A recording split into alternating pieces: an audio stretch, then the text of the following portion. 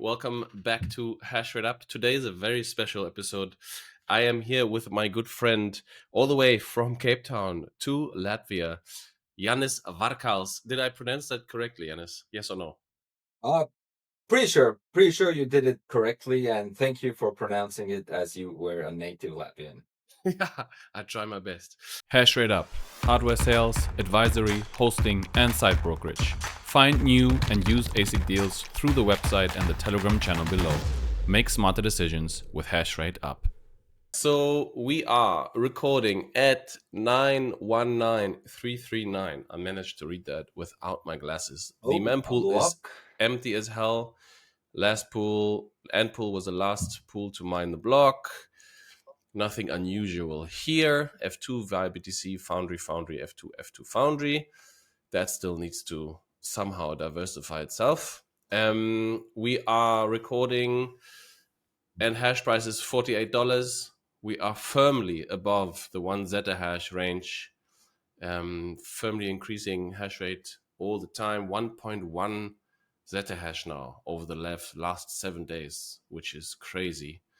It seems like hash rate is still growing, even though hash price is down. Previous adjustment was nearly 6% to the upside, and now with the drop in Bitcoin price to nearly 110, we see the estimated difficulty adjustment coming in at 3.28. Any listener who is listening on audio, I always recommend going on video. It's just because there's more to see than there is to hear often. No, I shouldn't say that. There's more. There's a lot to see. Let's just leave it at that. And to anybody who sort of has all the question marks in their head about all the numbers that I just read out, please have a look at all my HashrateUp focus episodes, which I try to do to explain some of these basic contexts like hash price and difficulty adjustments and hash price moving up and down and what happens if it does. But without further ado, let's get back to our interview. Janis, you are in Latvia. You're doing business development at Power Mining. I want to talk to you about containers today, even though you can see in the background of your video, you guys do some BidX work as well. I see we talked about it in the pre-interview. All the beautiful shells of miners that you bought to harvest for chips to produce BidXs in Europe. Yeah, but today we want to talk about containers. Before you do you want to give yourself 30 seconds to introduce yourself briefly, please? Briefly, I am working with power mining since 2019. So we've been through bears and bulls already a few times, and the good thing is we are not bankrupt. We're pretty steady in that case. The But yeah, it's been a fun ride, and I think there's a lot more ahead, especially during all of this adoption, and people are not seeing us in general as an industry, that as a scammer industry. So we've grown Yeah. definitely in that sense. So it's way easier nowadays to talk about what I do or we do than it was 5 years ago. Yeah, I can echo the same. Even though I wasn't around 5 years ago, but it's definitely getting easier, and people are more easy to talk to about Bitcoin mining. That's for sure. All right. So Jonas, the first question I have for you around the containers is design and market addressability, right? So on the one hand, you guys want to make a somewhat standardized product, but on the other hand, all the mining setups are very different. So how do you balance those two? What do you make sure when you build your containers? What do you make sure of when designing Um, them, that you sort of balance the market addressability out as well as the individual needs of your customers? Yeah, so I think it's pretty good to start with why power mining is born and why we have the name power mining, although we are not a mining company in general. We were a mining company, and this is where the containers come from. So we were a mining company. The owners' basements, when they were mining, were overheating. Their friends' basements were overheating. So they needed some bigger space to grow. So that's how the containers grew. They made the first containers for themselves, and people started buying them. So that kind of was the first part where power mining entered into manufacturing. And that's why we could proudly say it was from miners for miners. We knew what is needed, although, and we were mining. Although we are not mining anymore, we are now in close touch with all the miners. We like to visit our customers in variety of areas. So Kenya, where we met, also that's one of our containers. Very beautiful place. One of the most beautiful places where our container is. Also Norway, Sweden, Finland, Germany, US, uh, some other maybe Kazakhstan. Like all those places, we gather the customer feedback, except the price. So, but like uh, the pricing of uh, easiness of maintenance and durability for their environment is basically always on top of our heads. But when you So that's the priority. mhm.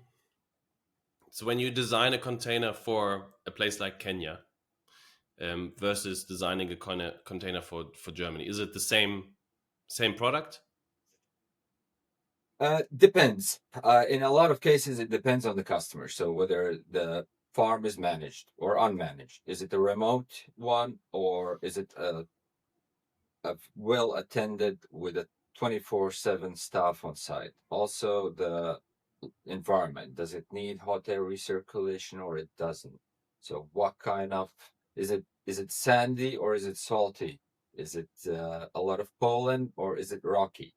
Like a lot of like those small details that at the end of the day, if you pay attention close enough, then actually by knowing that, you can manage the temperature and airflow a bit better, thus increasing your hash rate performance, which then benefits your wallet.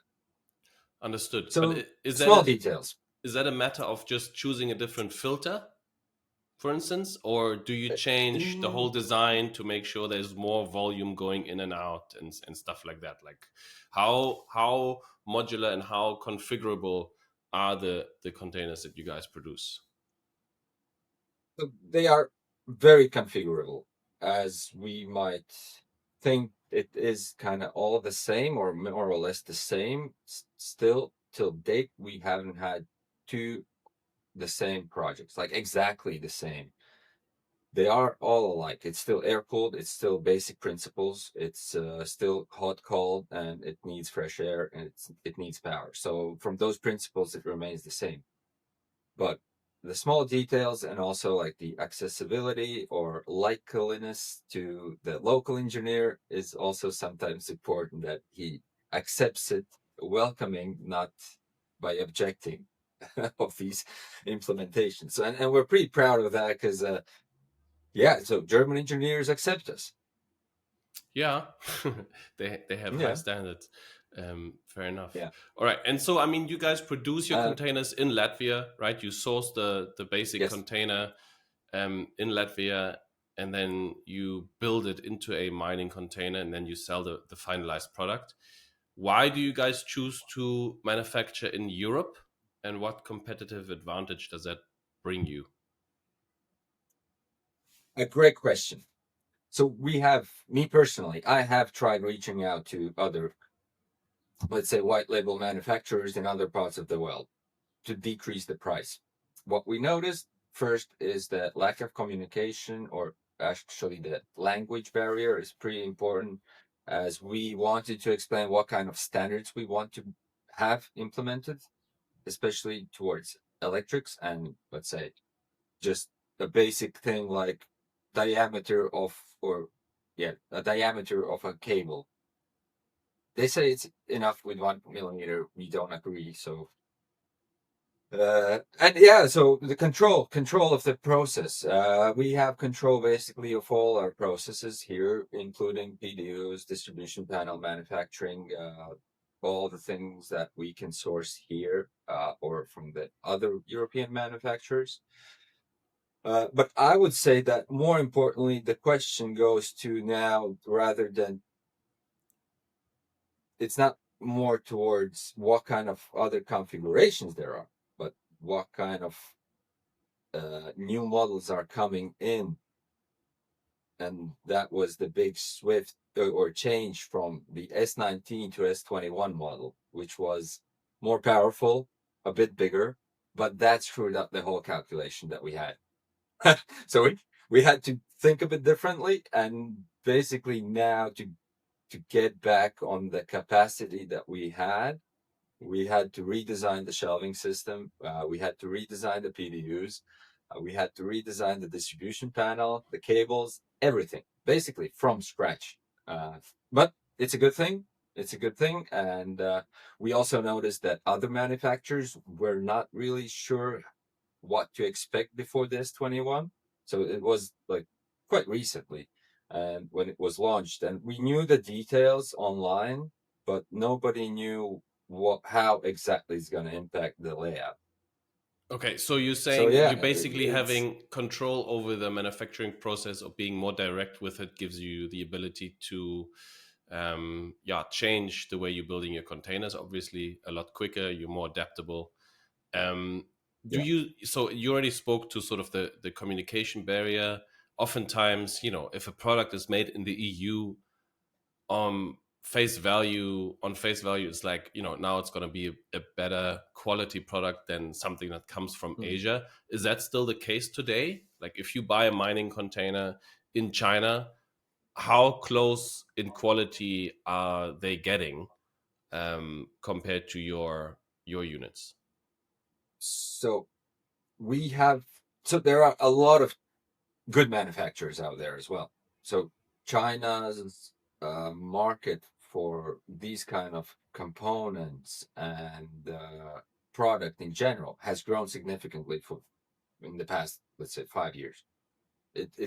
They have really gained up on us and in general to Europe uh, towards the quality, and this where it gets more complicated for us. So because they are very competitive, they're also very good quality. So price performance wise, they're really not bad.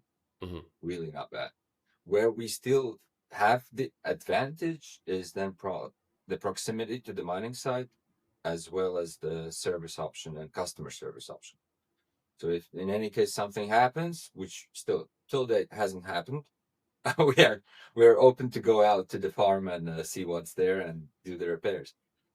You know the BitX, the open source miner that everybody is talking about? At solomining.de, you will find the BitX in absolute top quality, built, made in Germany. Prefer a color display? That's the NerdX. If you want the real power, the Nerd QX++ with 4 chips is the one for you. All devices ship worldwide, ready to plug and play. Visit solomining.de to get started mining now. Okay, so and this is, I mean, and I guess that's a bit of a regulatory moat around your product, right? So yes, probably the containers in China are cheaper, but then once they land in Mm-hmm. Europe, you have to pay import tax and all of that good stuff. So when it comes down to the bottom line, the difference in price between your containers and theirs are not that big. But what if that changed? Like, is do you think it's enough to say like, look, we're close, we can send our engineers if there's an issue, we'll make sure it's fixed, and all of that good stuff? Or is it also a matter of, yeah, sourcing high quality components, breakers and cables and all of that stuff that, you know, the container kind of is evolving around to keep the units hashing controllably and with confidence, I want to say. So, like, uh, if you take away the 19% import tax or whatever it is, do you think you have enough room to compete, or is there innovation that needs to be done? Oh, 100%. Especially so nowadays, people are not thinking anymore that Europe can provide scale in manufacturing. But I would like to disagree to that, because as soon as we talk to our suppliers, because we also have suppliers, so we don't manufacture everything in house. As soon as there is a scale to that, we can go down to the in pricing significantly, where it gets us very close to the Chinese end product pricing, especially when it already has to be imported and paid taxes for. So then we are maybe, I'm just saying maybe, that we have calculated perhaps 5% more expensive. Okay. So it's really not bad. So for these bidexes that we are manufacturing, we are more or less top 1 or 2 manufacturer in the world from in scale, and we can beat Chinese prices as well because we have the scale. Right. Okay. The But I mean, scale economy works in everywhere in the world. okay. Interesting. So you're saying with growth, the more customers you get, the more containers you are selling, the better the pricing gets. That is correct. Yes. Okay. And If so only there was just one perfect solution yeah, there that never we can is. manufacture. Otherwise, everybody That would be never is. doing it. Exactly. And it would be very boring. And this was interesting. Remember in Kenya, when we talked there upstairs in the lobby, I asked the guy from Block, I think, and there was Marshall and other people, experienced people, great portfolio people, about what is their perfect mining farm. And that conversation wasn't short.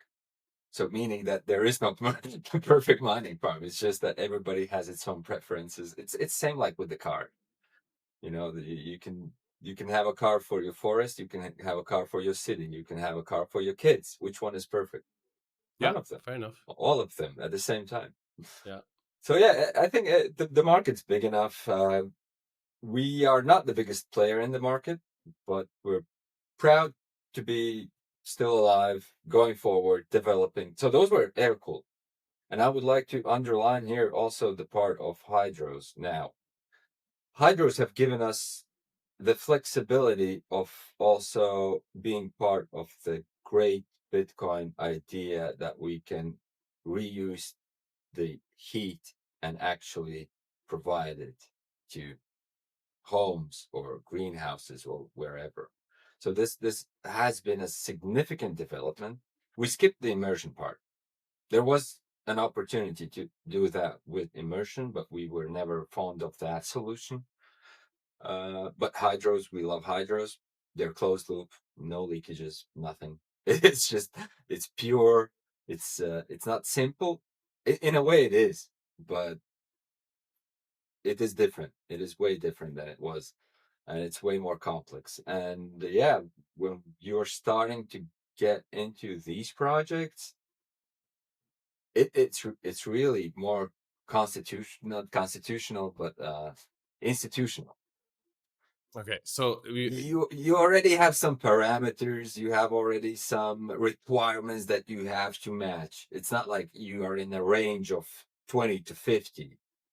You're so I have a precisely 50. question around the hydros. So is there anything about your container that helps miners or ASIC owners reach that 80% or 80 degrees Celsius target when it comes to the exhaust or the output heat? So just for context, a lot of this happens in Finland, and in Finland before, so the miners heat up the water goes out of the machines, goes into a heat pump, and then that heat pump, I guess, increases the amount of heat through the use of electricity with the hot water that goes into it, and then it sort of gets transferred with a metal plate or heat plate transfer mechanism into the district heating grid. I am by no means an expert, as you can hear, but I know that the temperature coming from the miners needs to be around that 80-degree mark, which I think is in Finland also a regulatory target. Do your containers, first of all, is what I said correct?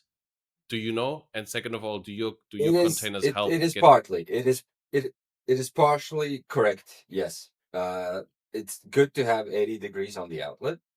And we have, let's say, thanks to our customers and the trust they have put in us, we are happy to be a provider for their beautiful projects, and where they are heating more than 80,000 homes already with Bitcoin Heat.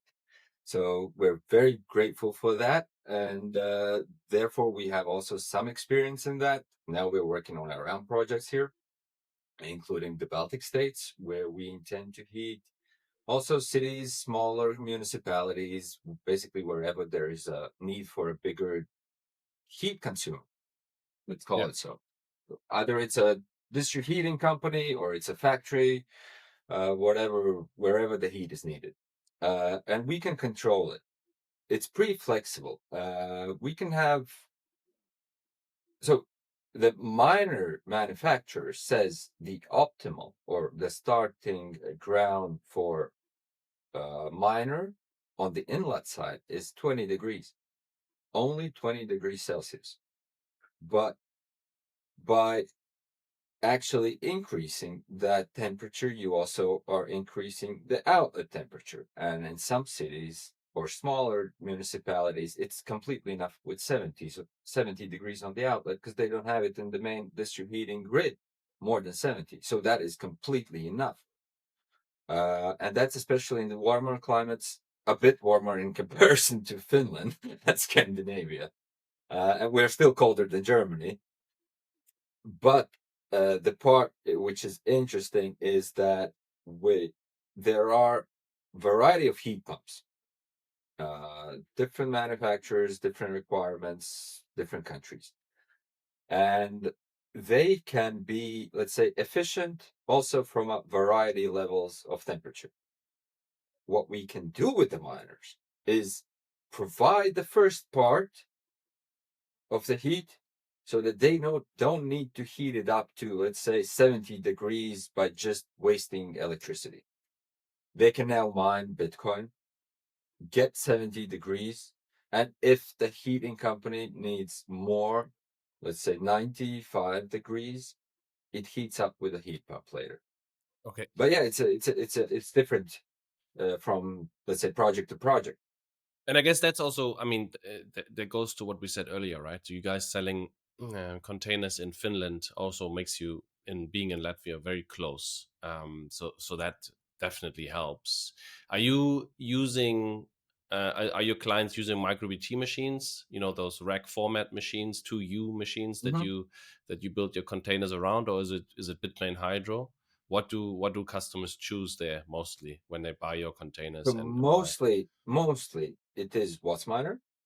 I think Bitmain has released something like 3U, a bit bigger one, yeah, thicker one model. Not I don't have any information on that.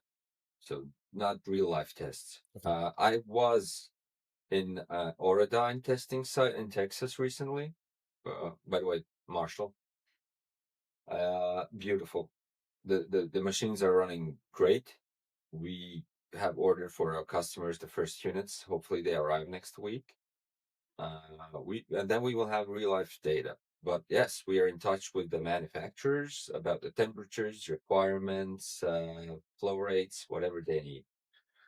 We would like to have this close relationship to actually get the best service and actually push out the maximum out of the machine, hash rate and temperature.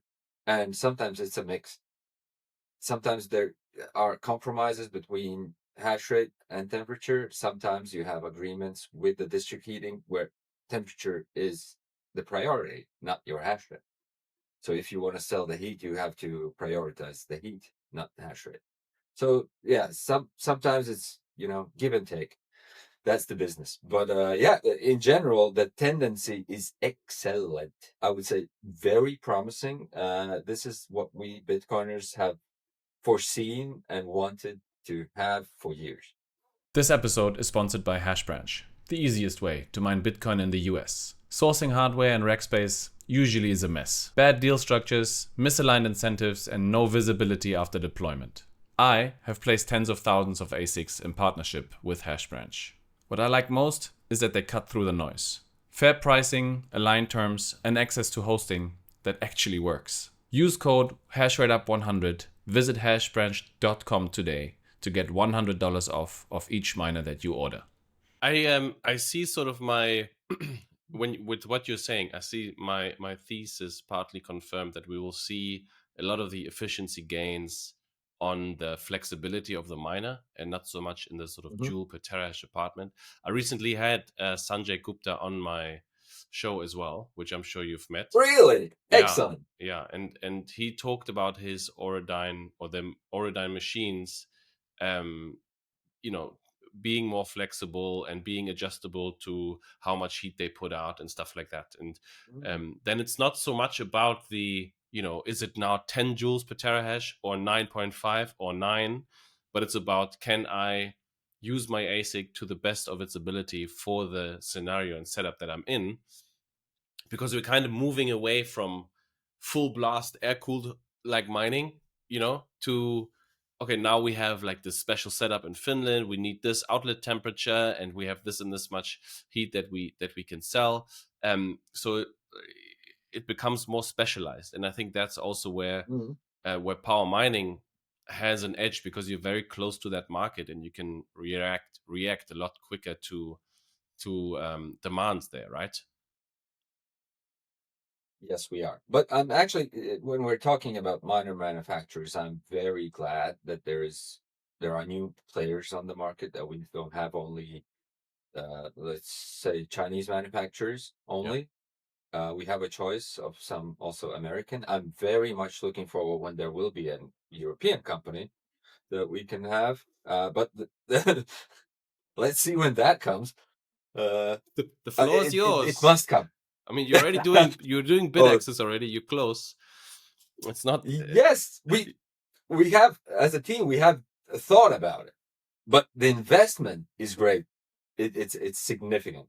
Like, Yeah. and Now those you got people to that raise can design those money. ships, Yeah. Now you got to yeah. raise money and wear suit and tie. And then the question is, do you really want to do that? And yeah, exactly. And then the question about how will you protect your chip developer? So in case something happens to him, Yeah. Oops. that's it. Your millions are gone. Yeah. Yeah, yeah. So it's fun. And let's mention also Canaan.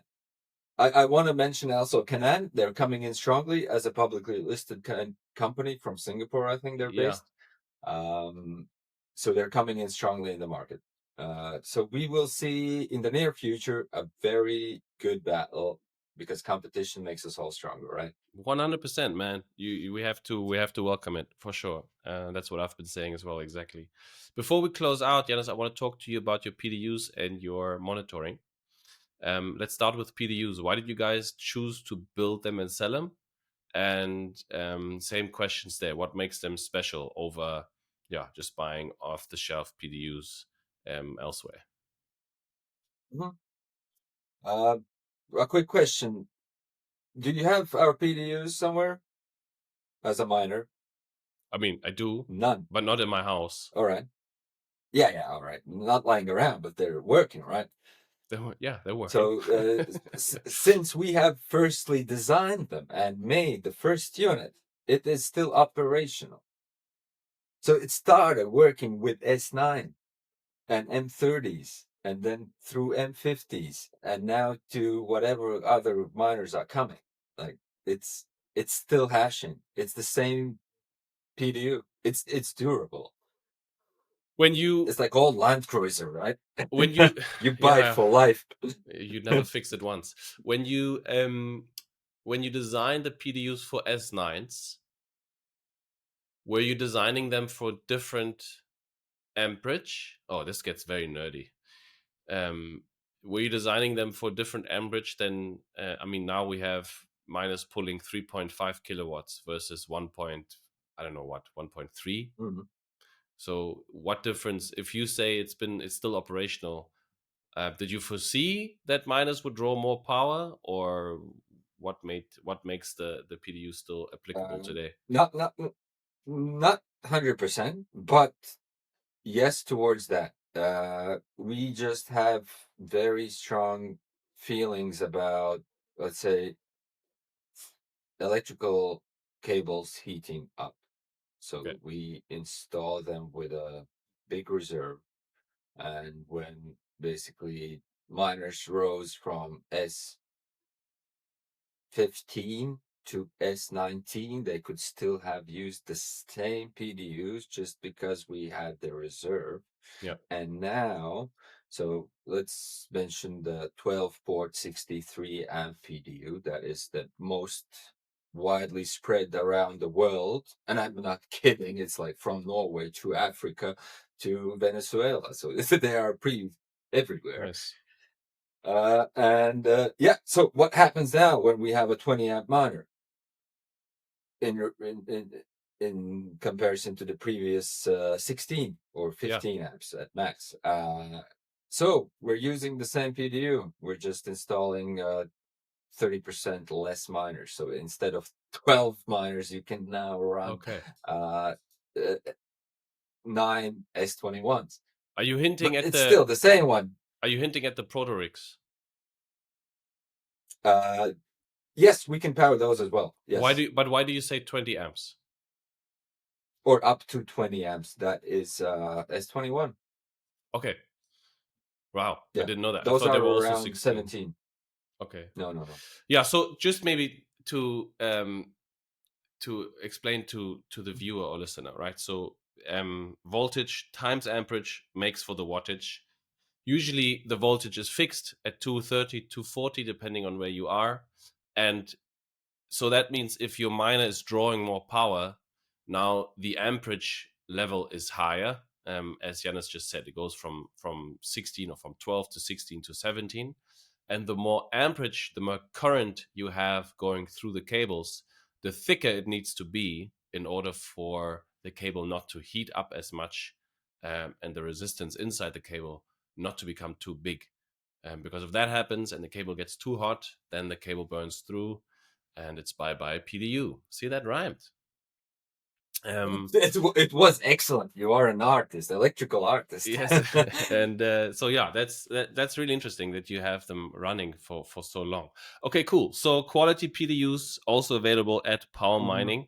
I'm running some of them in Africa myself. I'm a customer.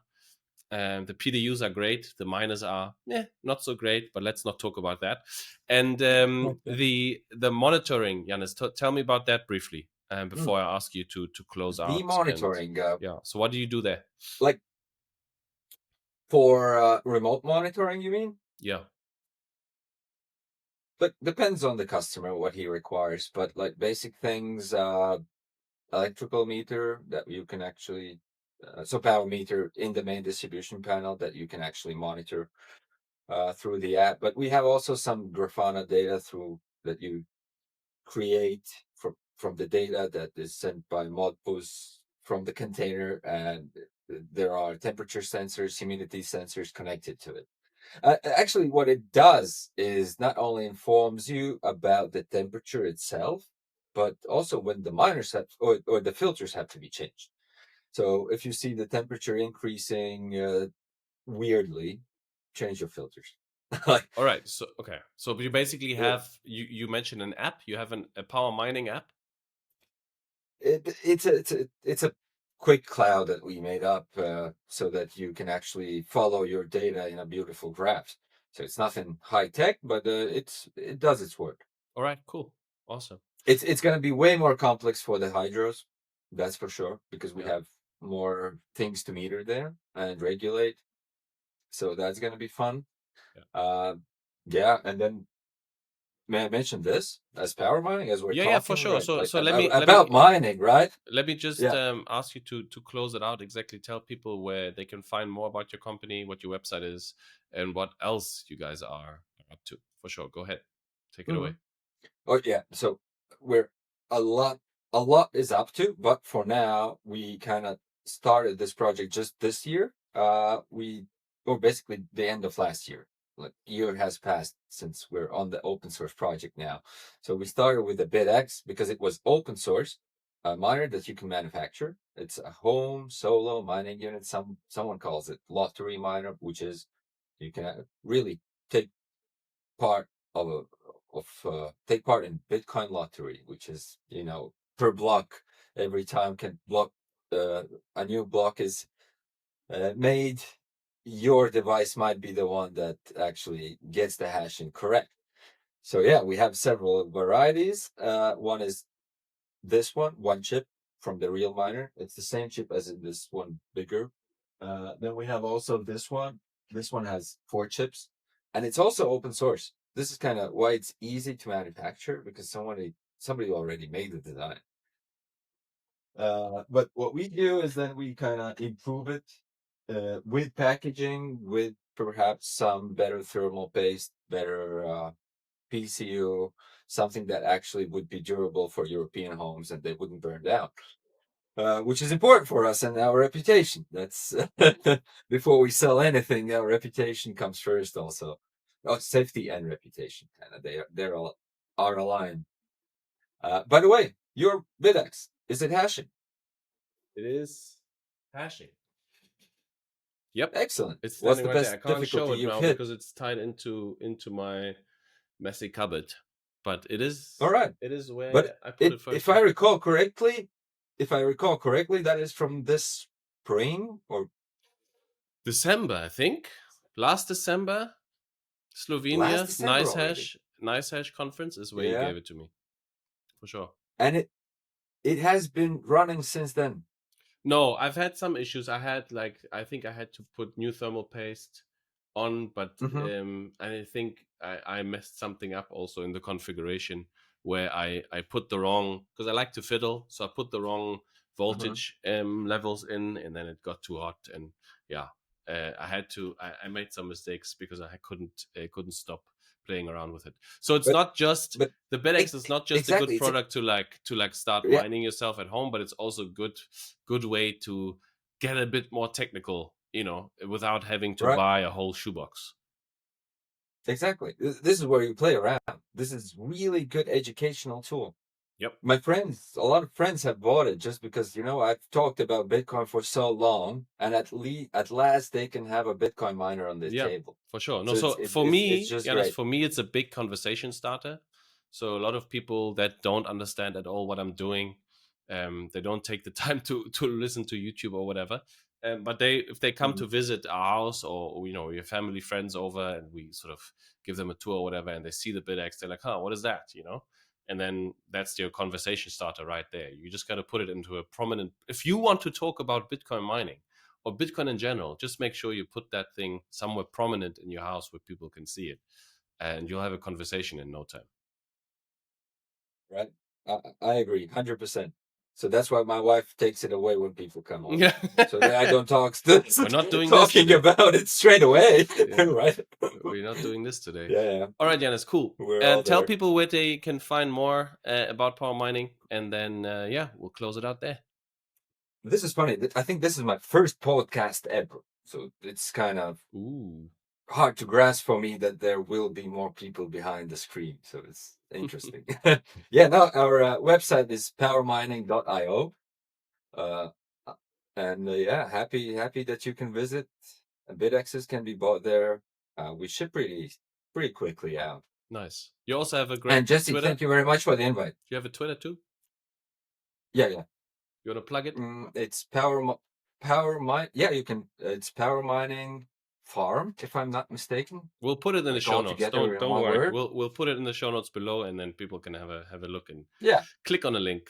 Make it easy for them. And by the way, I can send you maybe some pictures of when we talk about PDUs, then from the factory for sure. Wherever. Yes. Send me all the pictures for sure. Absolutely. Janis, let's close it out here. Useful. Absolutely. It was a pleasure talking to you. Thank you for your time. Thank you. Thank you very much for having me. This is awesome. All right. Cheers, man. Bye-bye. Thank you. Ciao.